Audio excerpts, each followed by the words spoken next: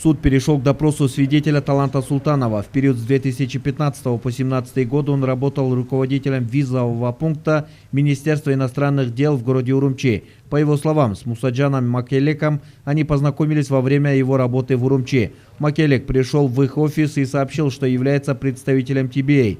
Далее он попросил сделать визы для китайских сотрудников. Также Султанов отметил, что Мусаджан Макелек хвастался знакомством с Апаром Исаковым, связями с Алмазбеком Атамбаевым и депутатами Джогорку Кеңеша. Сидели за обедом, он, значит, это все сказал. Он не только сказал, что он хорошо знает Сапарку Махмадовича, он сказал, что хорошо знает и тогдашнего президента Алмазбека Атамбаева, депутатов парламента. Вот. Начал он хвастаться. Я бы хотел отметить, что у наших этнических туристов, которые проживают в Синьцзяне, есть такая черта, что вот, если они даже знают этих людей заочно.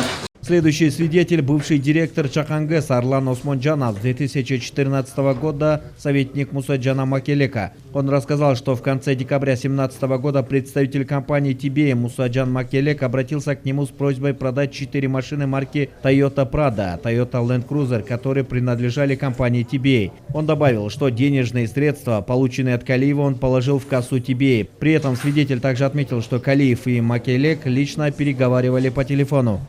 Ну, смотрите, так как Калиев на тот момент занимал должность заместителя министра энергетики и курировал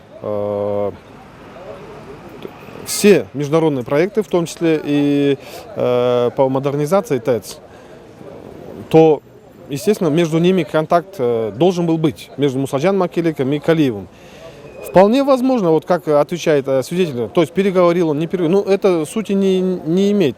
Например, если даже любой человек будет покупать машину у кого-то, он же будет, наверное, интересоваться, есть ли на продаже машину, по какой цене можете продать. Так что это закон не противоречит.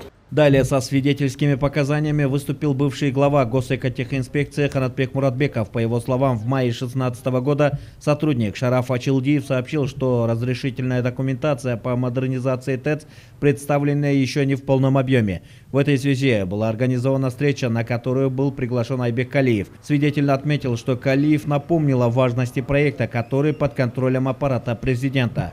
Отметил, что как государственный, как международный проект координируется в рабочем порядке заместителем руководителя аппарата президента Сапаром Исаковым Джумахадовичем. В сегодняшнем заседании последним в качестве свидетеля выступил общественный деятель Феликс Кулов. На вопрос о том, что парламентарии проголосовали по команде аппарата главы государства, Кулов ответил следующее.